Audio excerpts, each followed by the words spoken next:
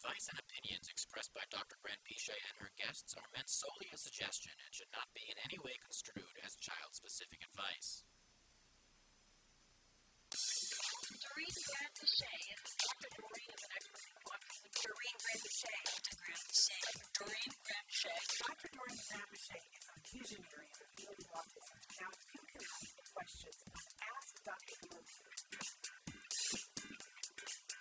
Let's start, Dr. Granpeesheh, with what is food selectivity? Because that's kind of jargon in and of itself.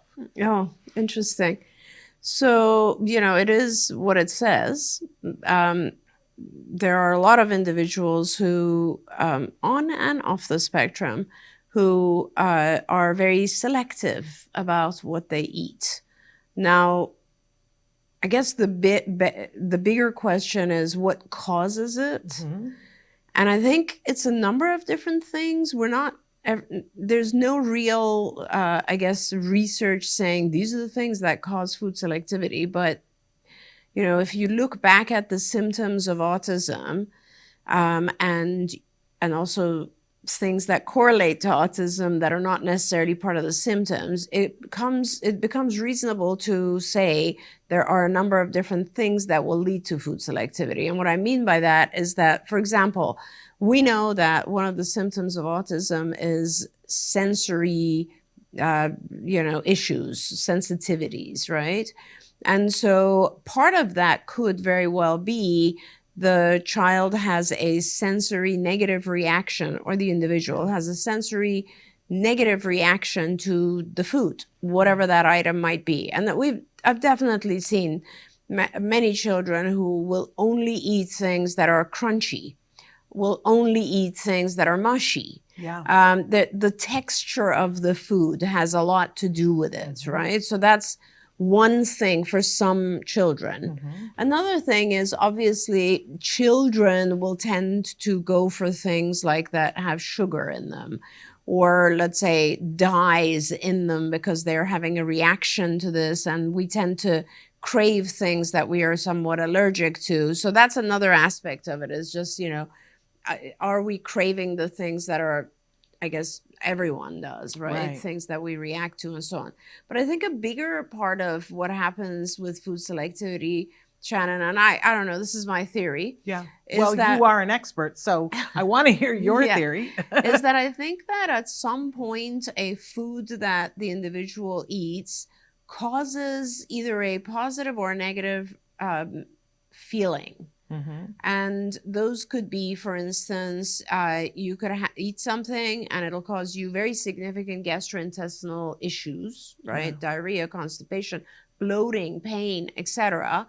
And what you'll do then is not only avoid that food, because you now have a very bad kind of conditioning to that, but you'll, as a child, as adults, let's say we go to a restaurant and you'll have, let's say, you go to a Mexican restaurant and you'll eat something like that has beans, and you will go home and you'll be like, oh, I feel terrible, right? And what you'll do is you will avoid beans and perhaps other legumes, like things that are in the same classification as beans, because they make you feel bad. But as a child, you don't know those nutritional classifications. So what you'll end up doing is you'll generalize to things of the same color, or things of the same texture, or things of the same, I don't know, whatever size, Or restaurants on that street. There you go.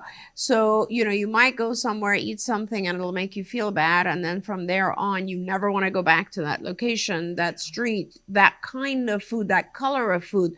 So over time, you become more and more selective because of that bad experience you had. And let's not forget that there's a pretty high correlation of gastrointestinal issues with autism, right? So let's not forget that more foods are causing issues for individuals who are autistic than anyone else.